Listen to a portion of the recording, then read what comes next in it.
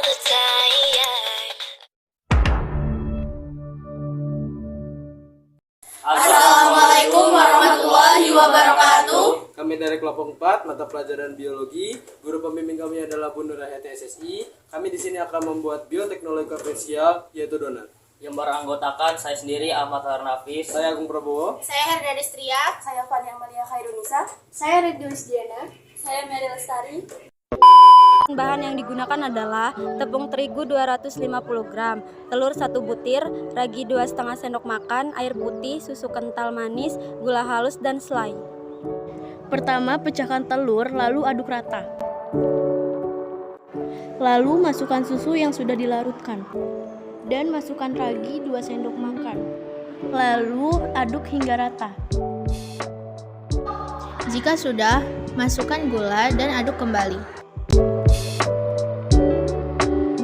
Selanjutnya, tutup adonan pertama menggunakan kain dan tunggu beberapa menit.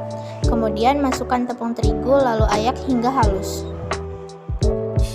Jika sudah, masukkan adonan pertama ke tepung terigu. Lalu aduk hingga rata.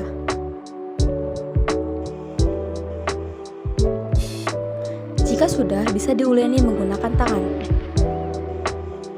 Setelah itu, bagi adonan dan bentuk hingga bulat, lalu tunggu beberapa menit. Selanjutnya, goreng adonan di minyak panas menggunakan api kecil. Jika sudah digoreng, taruh di wadah dan masukkan gula halus lalu campur hingga rata.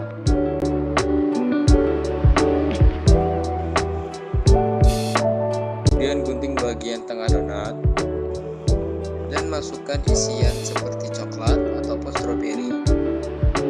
Donat siap dinikmati.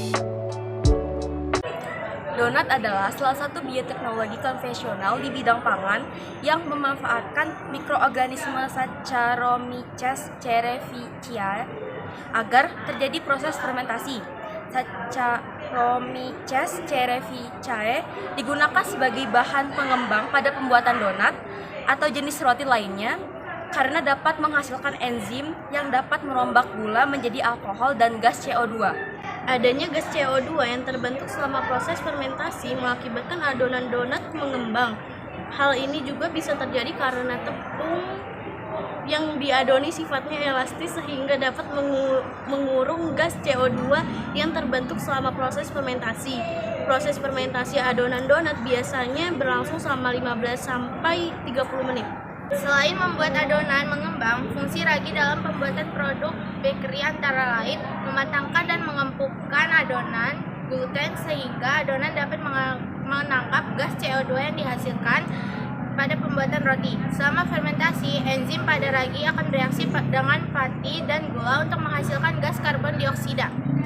Gas karbon dioksida yang terbentuk akan menyebabkan adonan roti menjadi mengembang, sehingga adonan menjadi lebih ringan dan lebih besar. Sekian dari kami. Wassalamualaikum warahmatullahi wabarakatuh.